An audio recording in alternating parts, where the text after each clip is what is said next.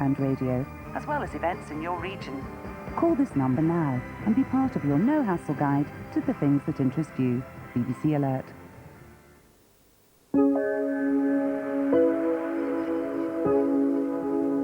Headlines from the past, today's the day in 35 minutes on BBC Two, after Esther with Kaye Adams.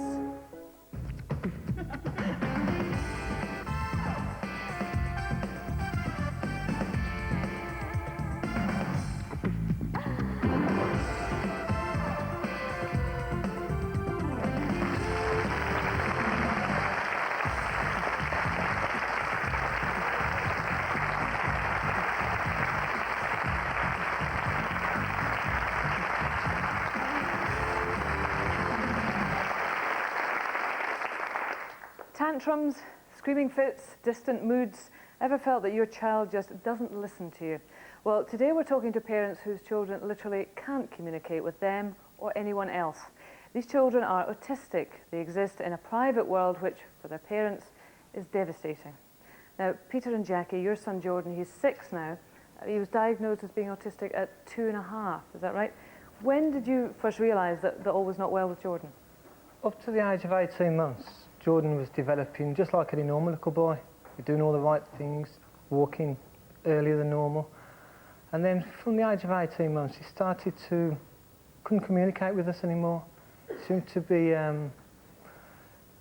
trapped in his own sort of little world where he just couldn't relate at all, and we thought he may be deaf, he may be... What sort of signs did you get? Can you give any examples of times that you just used to call him, and he never used to answer. We'd bang a drum behind his head and not a flinch at all. And he didn't interact in any way. No. He just totally isolated himself. He was quite happy just lying in cars up along the windowsill. And if we tried to do anything, interact with him in any way, he would scream and just been nuts. He just wanted us to leave him alone. So presumably you took him along to the doctors?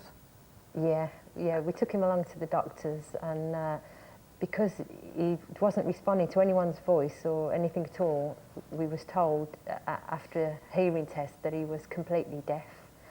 And but the weeks following that, we found that he was hearing noises on television. So what were the other options at that time? I mean, you just had your little boy who was behaving strangely. What were you thinking then? We didn't know where to go, actually. We didn't know what to do, because we thought, well, if he can hear, there's something drastically wrong with him. What do we do? And we felt quite alone. So that was a year, really, that it took to get a diagnosis? Yeah. When we was told, I felt quite bad, because they said he was on the autistic continuum. I thought, what's autism?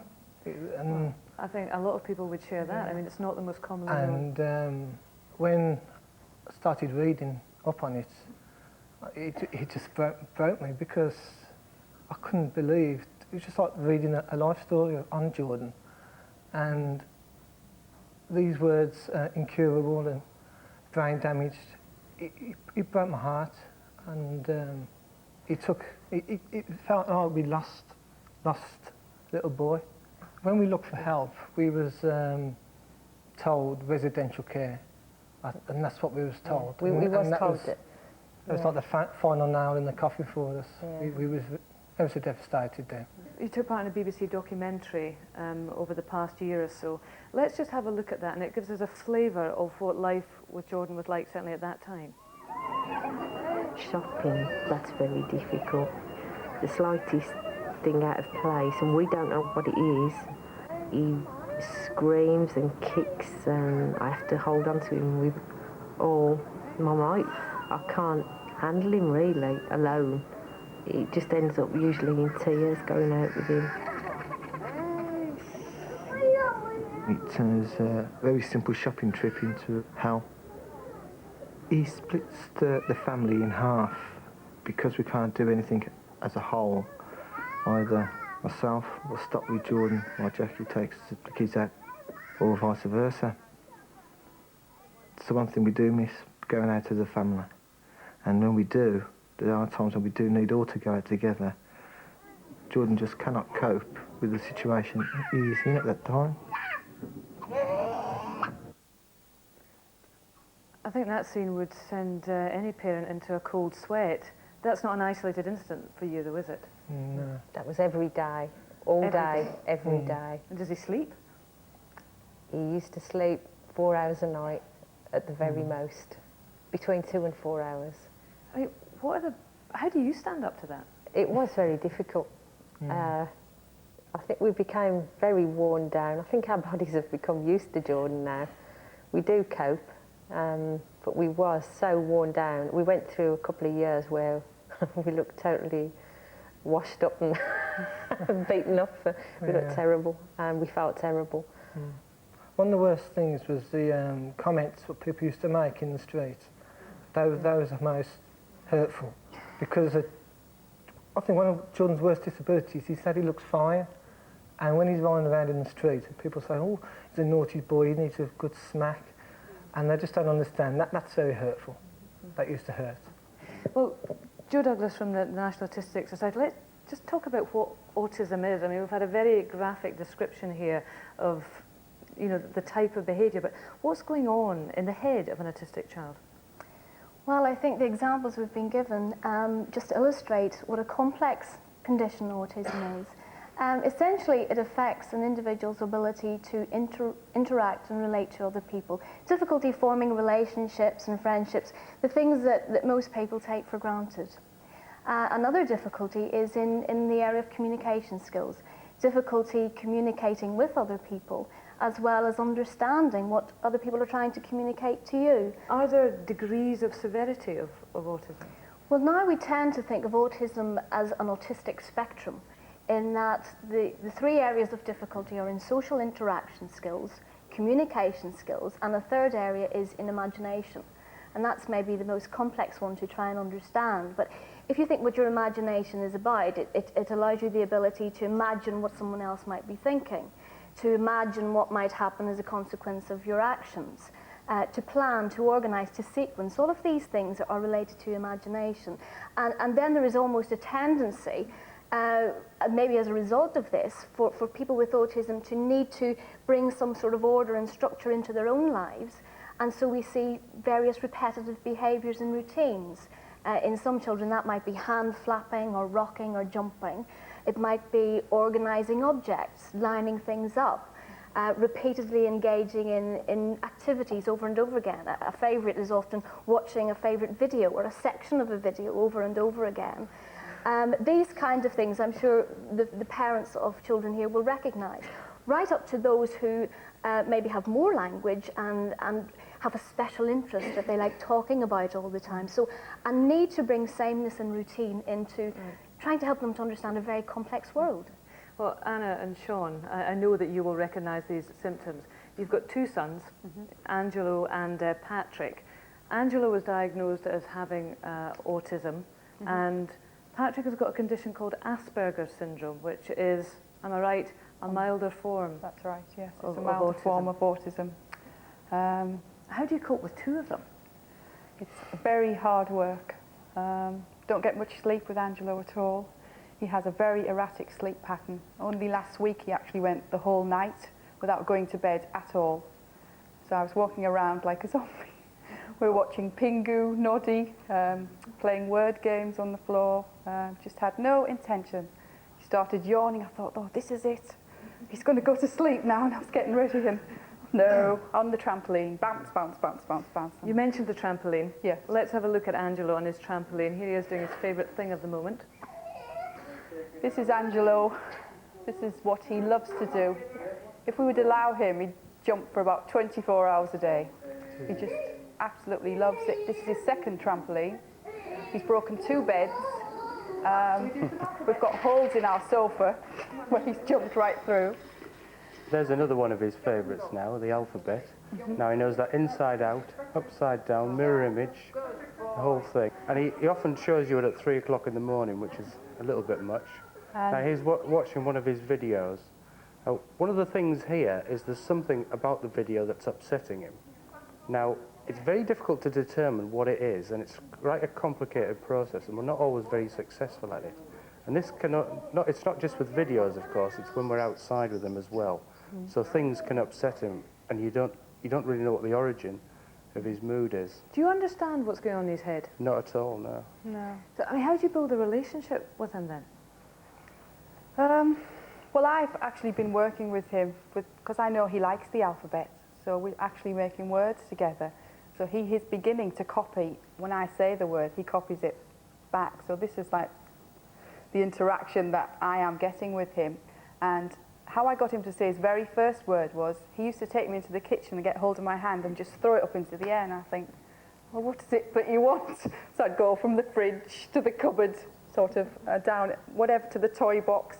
So then I thought, well, no, I'm going to go into the other room. So I says, Angelo, if you don't tell me what it is that you want, I'm not going to get it. So I used to sit down. And this went on for sort of weeks and weeks, and really tantrums we had. It was awful. And one particular day, he just looked at me and he just went, drink! And I just had this lump in my throat and the tears were and this is how we started, gradually. Where did you get the strength from? You just have to muster up the strength.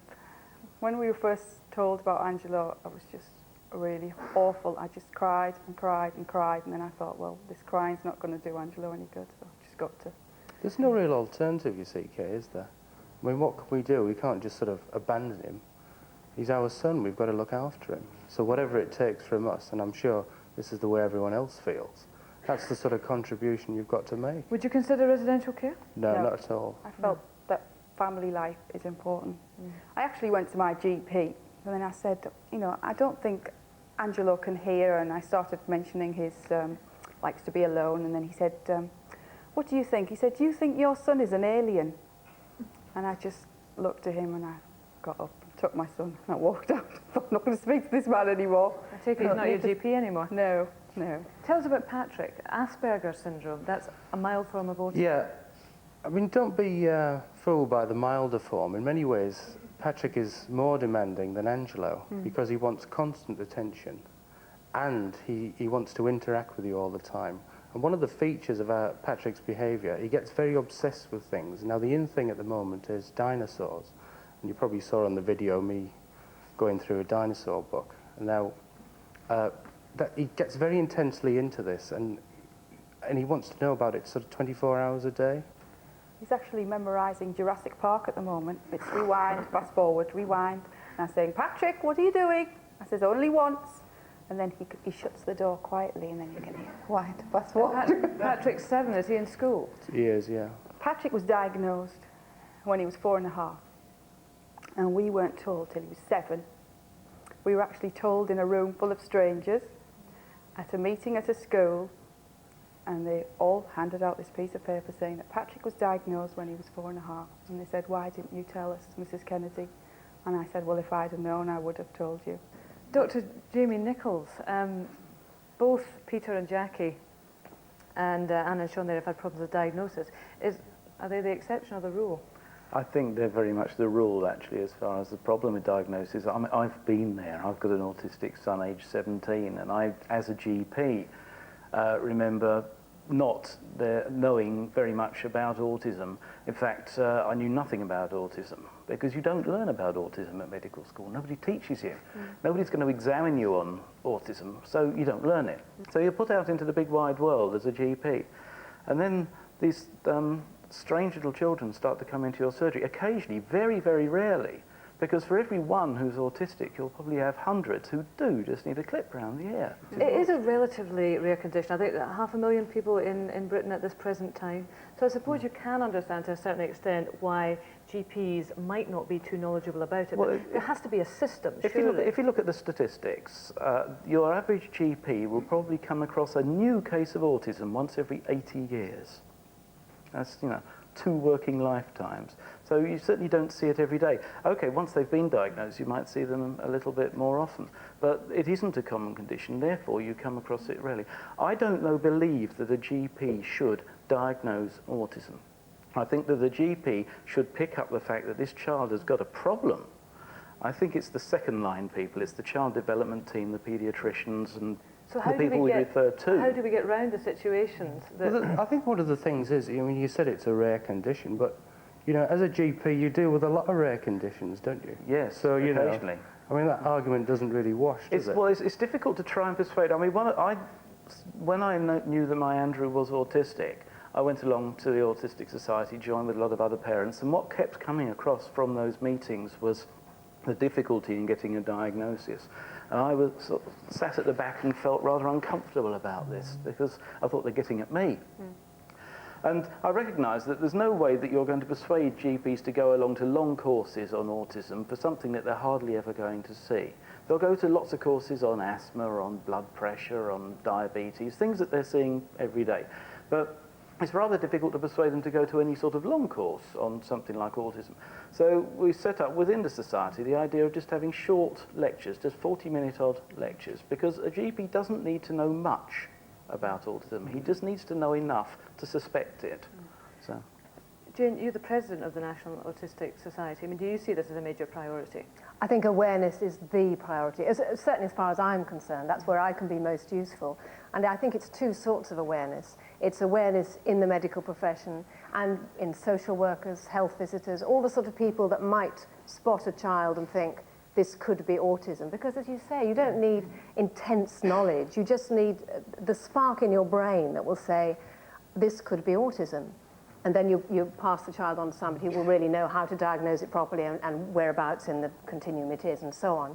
But also, I think, awareness among the general public. So the sort of agony of other people looking at you with your child behaving badly in the supermarket or screaming on the pavement, that they don't say, these are bad parents or what a badly behaved child, that they just might think, maybe that child has a problem, I shouldn't be condemning those parents. I mean, just knowing myself with 3 so-called normal children, the strains and the stresses and the difficulties with those children, I think it's so tough for parents with a child with autism, so immensely tough.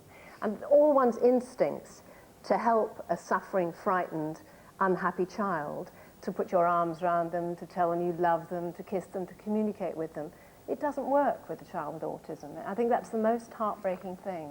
And I think they should have every sympathy. And to have a child who's begun to talk and who has begun to develop normally, and then to go backwards like you had with your son, is so difficult to take. But I think you need all the support and help you can get, and the understanding, and the knowledge that it isn't hopeless. As you well know, that if the right help is given, the quality of life can be improved immensely. Well, actually, sure. I don't necessarily think that it's vital that GPs know a lot about autism. What's vital is that all the healthcare workers, health visitors, people who come and visit you when you have new babies, they do tests. In America, they do regular tests on very young children. They do here too, but they should be doing more thorough tests. So from the word go, they can see certain symptoms from the very early age. You have an autistic son, Sebastian. And he was diagnosed at 3.5, which is late. And there was no reason why he shouldn't have been diagnosed at about 2. I certainly knew there were problems around about then. It took me, 18 months. Why did it take that time? It's a process of deep denial. You know, I was in deep denial. Visits to the GP. She's fantastic, but she said this child has no autism. I'll state my career on it. This child is not autistic. And then the GP said? Yes, she said and she's that. a brilliant GP. I mean, and so we went away, and I thought it was something to do with me. So the idea of autism had been raised? We'd read it in a book. I read in a book. It was sort of fate, irony, or whatever. I'd been bought this book on parenting, and it just happened to open as a joke. Shows what I'm like. And it fell open at this page, and I just read it, and it said, oh, you know, failure to communicate, living in their own world, tiptoeing, hand flapping, lining things up, geometric patterns. I thought, that's Bass. That was him. That's my boy. You know, I had him down to be a genius, because, I mean, these geometric patterns were fantastic. I was positive that he was a Venusian.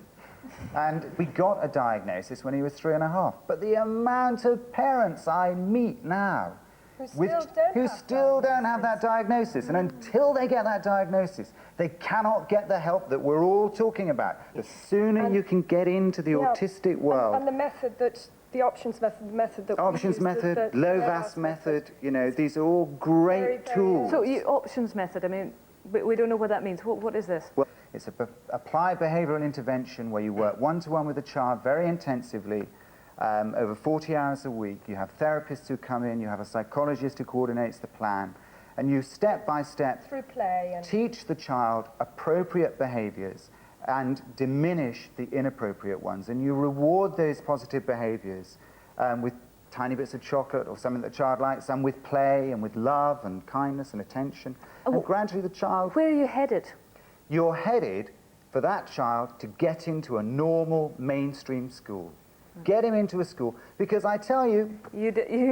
Well, we have to be careful to say that, because obviously it depends on the child. They're all individual. But the therapy that we did, Dr. Levas maintains that all of these children, no matter how disabled, this may not be very practical, should be surrounded by normal peer group, because they learn appropriate behaviours. Would everyone agree with that?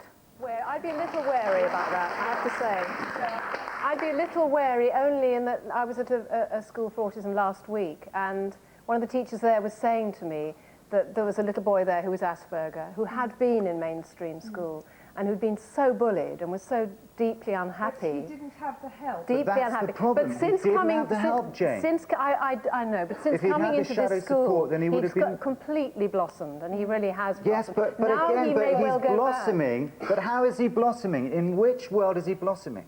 If you have a normal child, and I come to you and say, I can offer you the most fantastic education. I can almost guarantee your child a place at Oxford if you want it. But the problem is he's got to go to a school for children with autism. And he may have problems with communication later on, because none of them can communicate. Children learn from each other. They pick up behaviours. They learn language from normal children. But if you're very unhappy and being bullied, I don't think you're going to learn again, much. you're going back to a negative. If the negative problem was looked at in the first place and the proper help was provided by the LEAs, then that child would be protected in the playground and at lunchtime and in the school. Can I just ask someone who may have a sort of special perspective on this, and I'll come right back to you. Gunilla, you were actually diagnosed as having Asperger's syndrome at the age of 29. Yes, that's right. How did it come about that you were diagnosed at that late stage? Well, I searched, I met a psychiatrist at that age, and he could diagnose me. But before that, I had always been seen as odd or not fitting in, or I was also bullied in school. You were seen as odd, or you felt yourself to be different? Oh, both.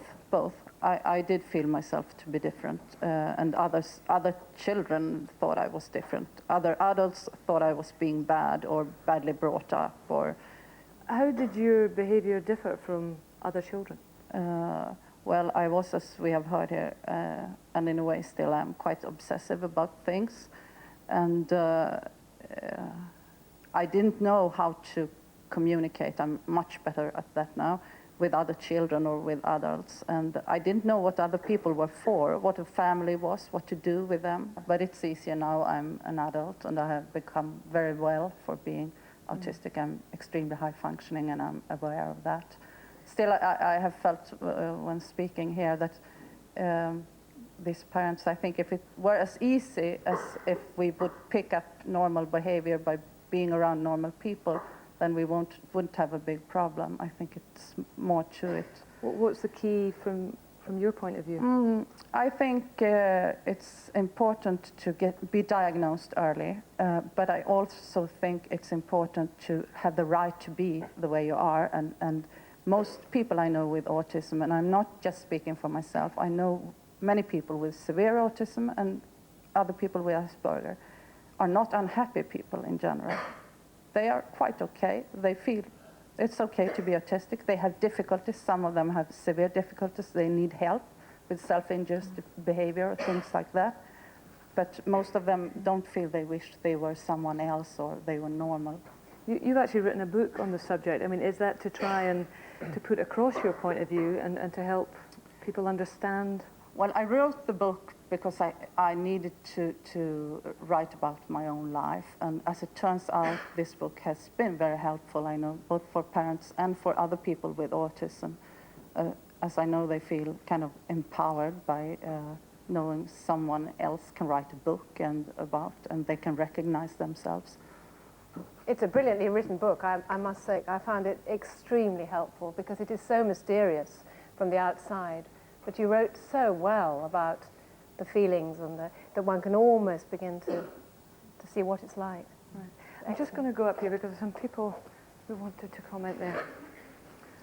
My son is 5 and he's been diagnosed with severe autism. It took them 3 years to make a diagnosis on my son. When they eventually made the diagnosis, they admitted to me that the very first day they'd seen our son, they were sure that he was autistic, but it had taken them a further 3 years to confirm the diagnosis. So by that time he was 4, so we were starting to lose the early intervention. Our son now attends the Boston Higashi School in America. He started there in September. When our son started the school, he was incontinent and in nappies. He has no speech. He doesn't understand anything that you say to him. Okay. And since he's been there, well, Julian he's Paul now saying his first words, and he's totally out of nappies and using a toilet. And for us, this is tremendous progress, and our LEA do not want to fund it, even though our son are making tremendous progress. Well, Julian Paul, their son, is also at the Higashi School. What age is your little boy? He's 5 now, and he's been in Boston for 2 years. He's been at the Higashi School in Boston because at the age of 3, nothing was opening up for Ben, and there was no specialist provision in our borough at all. And we were worn down as a family. We sort of got to the end of our road. And we heard about a school with a methodology called daily life therapy. So we went along and we viewed the school, and everything about it just seemed common sense. But the biggest problem, it was 3,000 miles away. But we felt as time wore on, we really had no choice. Our authority were not going to give him anything else that was appropriate. So we had to send him the 3,000 miles away. How much was that costing you?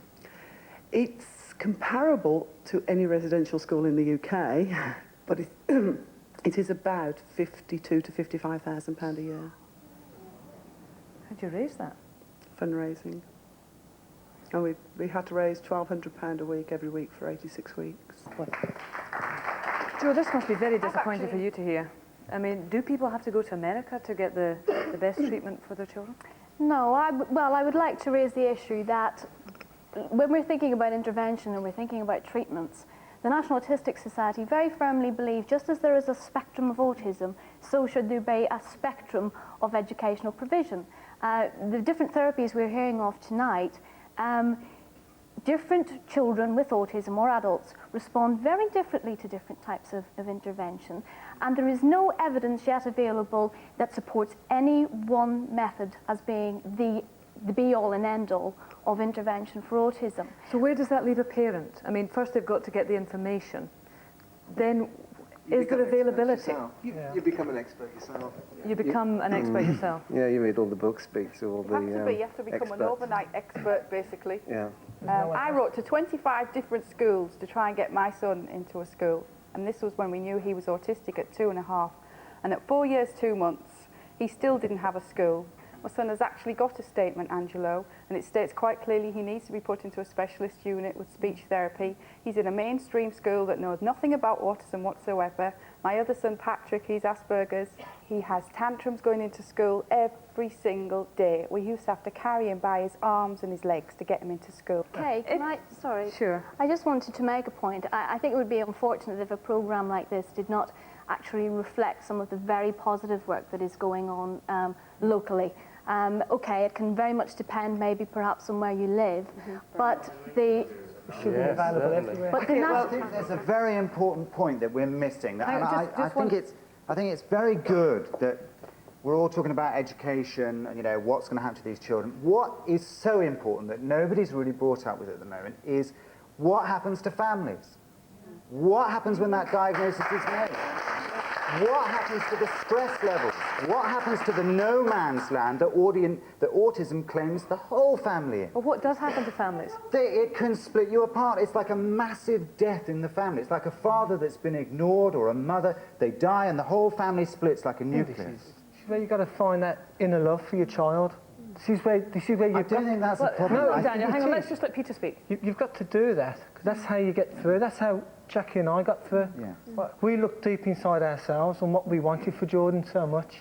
We wanted Jordan to succeed so much. We could see so much in Jordan, you know. We didn't want to change him. We really, really deep down wanted to be with him. Wherever he was, we weren't really bothered where it was. We just wanted to be with him, his autistic self. So Jordan might be locked in his world. How did you come to that decision? Yeah. But Jordan's locked. Jordan's locked in his world. Jordan's okay where he is. Jordan's fine. He's happy where he is. And we just want to join him. We want to join him there. I think we would... Hang on, Olivia, sorry. Sorry, something I identified with when I watched your QED, which I thought was brilliant, was that you said that the options method, when you were over in the Options Institute, you said that it made you understand and love him with his autism, which was something that when he was diagnosed, it was very difficult, and you wanted to separate him from it. And I had also identified with that, and that this had helped you to realise that this is who he was, and this is how he was going to be, and you loved him for that. I mean, in terms of the family and the effect that it has on the family, I think surely we'd have to accept that it's going to affect every family differently. It's whether or not the support is there for families to deal with it in the way that they feel is best for them. Ian, would you agree with that? Yes, I would, yes. It's, as we've heard tonight, it's a very, very difficult condition to deal with, and it's very difficult for the whole family. In fact, in many ways, it does affect the whole family. I don't think you can treat the child with autism in isolation from the family. How has it affected your family? It was interesting, actually. I think, as Peter was saying, I think it's actually brought us together quite a lot more. In a strange way, it's. I think you're right. I mean, I'm sure everybody loves their autistic child, but we just have different ways in which we appreciate them, and we want to, incorporate them within the family as much as possible. And I think, like you, and our family, we very much feel that we love Alex for his autism, however frustrating it is, and however much I wanted to throttle him on holiday, when he was driving us mad. But I think it's very important to treat him, as he is, and to learn to love him. What age is Alex? He's just coming up to 6. How long did it take for you to come to that state of mind? I mean, you were saying it's brought you together. Yeah, it's a long time. Alex was diagnosed at 3, and interestingly enough, what we've heard a lot tonight about GPs not picking up things early enough. Our GP, to her credit, I take my hat off to her, she picked it up immediately. Right. And so it's, What's her name? I'll let you know. What was the immediate effect on your family? I think, well... I mean, Duncan's here. That's right. Duncan, well, I think we sort of kept things from Duncan for a little while. I'm sure that, he's gradually come to understand a little bit more about Alex and his autism, and I have to say he's a terrific helper in the family. You have to be very careful, I think other people with siblings would agree with me, that, you have to be very careful not to put too much pressure on the other children in the family. But Duncan takes it on very willingly, and, he's a marvellous little companion for him and a great help to us. Peter and Jackie, what do you see as the future for Jordan? Jordan's become one of the family now. It was like Jordan and us. Now we are all together. We've really joined Jordan. We joined Jordan in his world. We're going to love him the way he is, and we're going to accept Jordan the way he is. And that's... Peter, that is a terrific note to end on, I think. We've heard too many devastating stories this evening, but thankfully we've also heard some positive ones, and let's really hope that we continue moving in that direction. From all of us, goodbye.